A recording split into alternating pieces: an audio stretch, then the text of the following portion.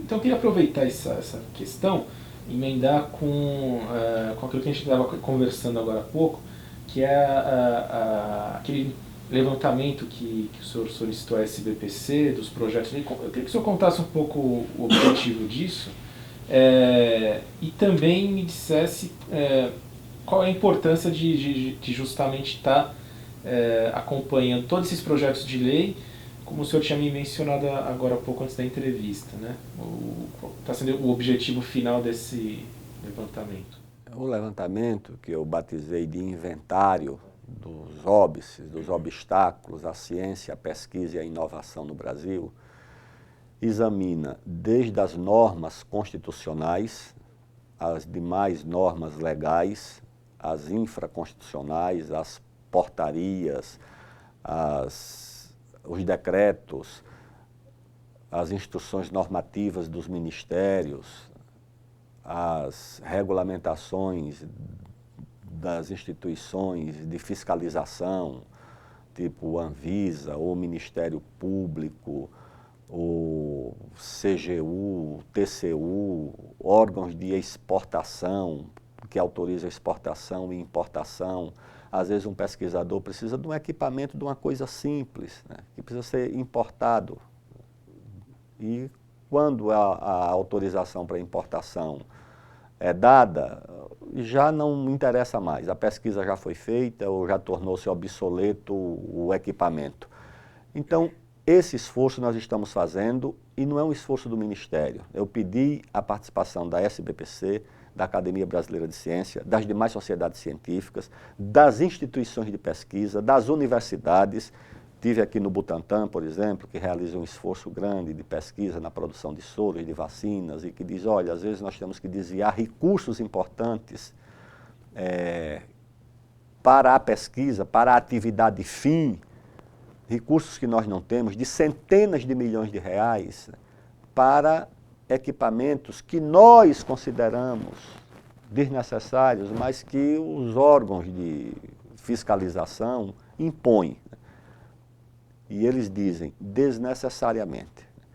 Então, eu tive lá, ouvi e pedi que essas sugestões fossem enviadas. Nós estamos consolidando essas informações e vamos adotar já a partir do nosso ministério o que precisa ser adotado lá de alteração, de portaria, de instrução normativa e dos outros órgãos do ministério, e vamos sugerir entregar ao governo federal o conjunto das ações que precisam ser adotadas para remover esses obstáculos à ciência e à pesquisa no país. Não são pequenos, no seu conjunto eles tornam muitas das ações quase que impossíveis.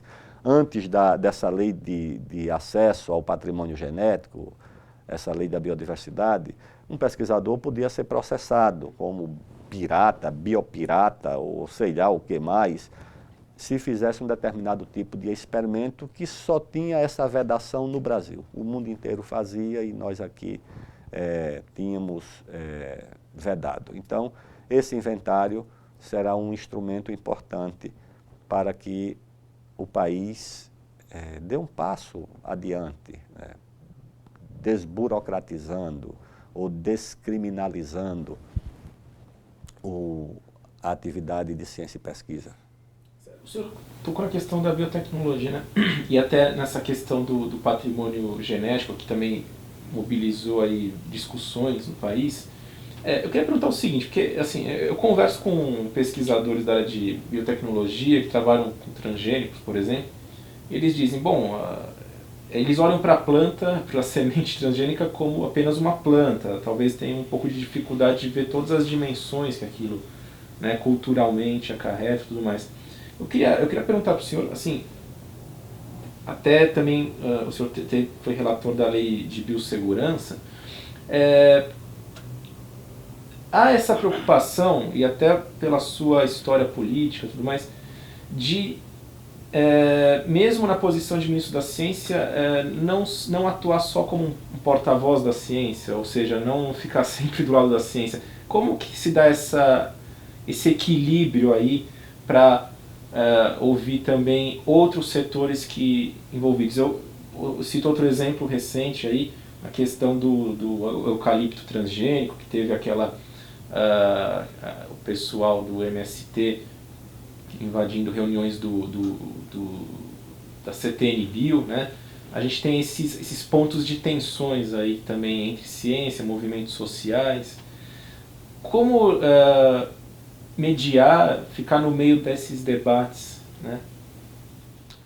Olha, aí precisa considerar as diversas categorias, né, da ciência e da vida democrática. Eu nunca tive assim nenhuma resistência aos chamados organismos geneticamente modificados, porque eu sei que o principal modificador genético é a própria natureza, ou seja, é um trabalho intenso e permanente de mudança genética que acontece na natureza, né? A evolução, né, e a alteração das espécies, né? Toda a biodiversidade é fruto dessa constante mudança genética.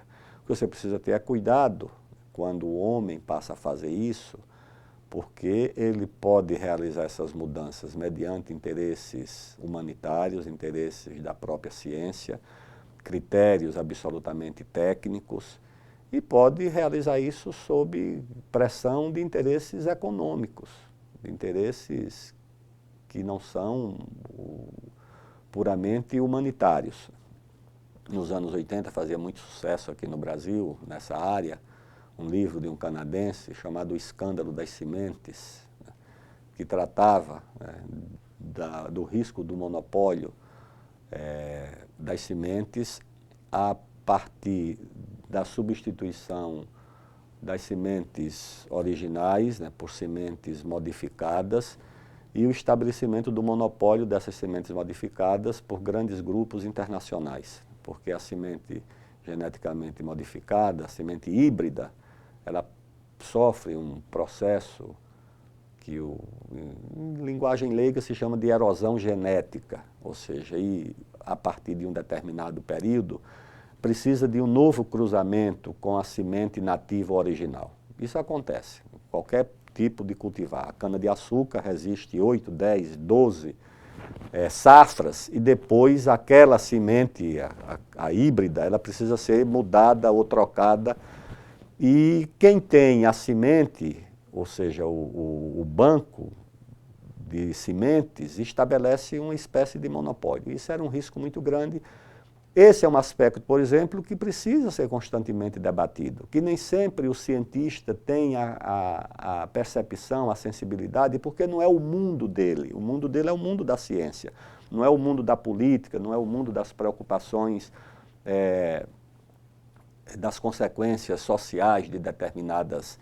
Do ponto de vista científico, aquilo pode estar perfeito, mas às vezes do ponto de vista social, do interesse econômico, das forças que podem manipular determinadas coisas, pode não haver muita clareza. Então eu acho que é preciso sempre uma interação entre a opinião científica e as consequências da ciência aplicada à vida prática. Provavelmente o Einstein, quando estabeleceu uma fórmula segundo a qual uma pequena quantidade de matéria poderia gerar uma colossal quantidade de energia, provavelmente não estava pensando na bomba atômica, tá certo? Ele estava pensando numa consequência humanitária para aquilo. Como é que você transforma pequena quantidade de matéria em grande quantidade de energia? Mas o grande uso dessa fórmula foi para se fazer uma bomba, né? Essa que é a verdade. E certa vez perguntaram a ele, mas vocês controlaram o átomo e não controlaram a bomba? E ele diz, é porque a política é uma ciência muito mais difícil do que a física. Então é preciso que haja, de fato, esse debate. Anos atrás o senhor se envolveu muito esteve à frente da questão do Código Florestal. Na época recebeu críticas da comunidade científica. O senhor mesmo chegou a escrever criticando a posição da presidente Dilma. Eu queria saber o que o senhor, de lá para cá, o que mudou, o que o senhor pensa hoje sobre o Código Florestal da forma que ele ficou? Quer dizer, eu pergunto isso também porque dentro do próprio governo a gente sabe que há tensões nesses temas, né? O Ministério do Meio Ambiente às vezes entra em choque com o Ministério da Ciência em temas ambientais, climáticos, né? De clima. Como que o senhor está tratando disso hoje? Olha, eu procurei, no caso do Código Florestal, ouvir o mais que eu podia. Eu fiz mais de 200 audiências públicas, né? Ouvi os cientistas, fui aqui na Exalc, ouvi o pessoal que tinha uma opinião mais crítica sobre a alteração do código, né?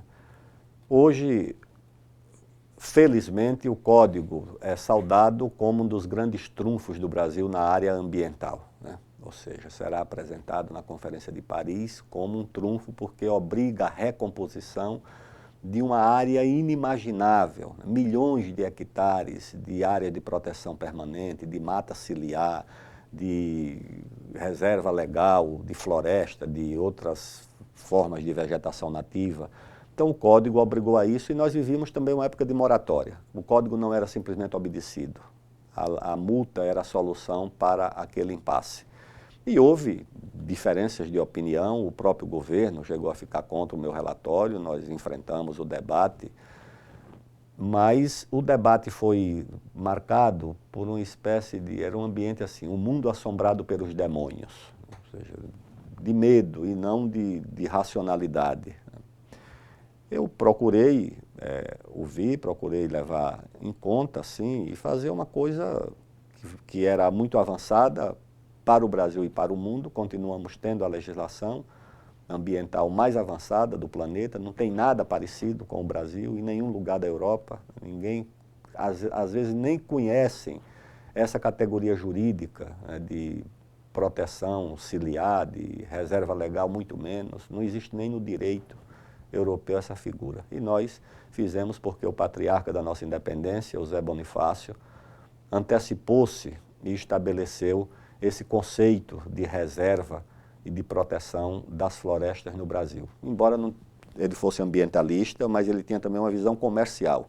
Se acabasse a madeira e as florestas, não teríamos mais madeira para fazer os barcos, para fazer as dormentes dos trilhos. Era uma visão também econômica. E nem as madeireiras sobreviveriam sem madeira. Então ele tinha uma preocupação ambiental e, ao mesmo tempo, econômica. E eu procuro hoje, como fiz quando era lá no Congresso, deputado, né, ouvir todo mundo, né? Tenho opiniões, tenho critérios. Quando há críticas, eu procuro levar em conta, naturalmente. Não sou obrigado a concordar com todas, como também ninguém é obrigado a concordar comigo, né? Nós precisamos apenas ter abertura para ponderar os argumentos e encontrar uma solução comum ou permanecermos civilizadamente com as nossas diferenças. O senhor acha que a ciência é democrática? O senhor acha que a ciência é democrática?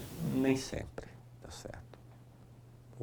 Em toda atividade humana, a democracia nem sempre é uma característica que está presente, né? Nós procuramos, né, fazer com que o acesso à ciência seja democrático e a prática da ciência também, né, respeitando critérios aceitáveis, né? Ou seja, você não pode permitir a manipulação da ciência pela política. Acho que isso é uma coisa que só produz maus resultados, como também não deve facilitar a manipulação da política pela ciência. Então, eu acho que deve haver um equilíbrio, porque a boa ciência precisa da boa política e a boa política precisa da boa ciência. É muito ruim você ter dirigentes que não consultam, que não estão abertos a ouvir a opinião científica. Você tomar decisões de interesse público, de interesse nacional, decisões que alcançam a vida das pessoas, sem levar em conta a ciência, é um risco muito grande. E a ciência também desconhecer a dimensão social e a dimensão política dos seus atos também não é uma coisa desejável. Certo, Luiz. Muito obrigado pela entrevista.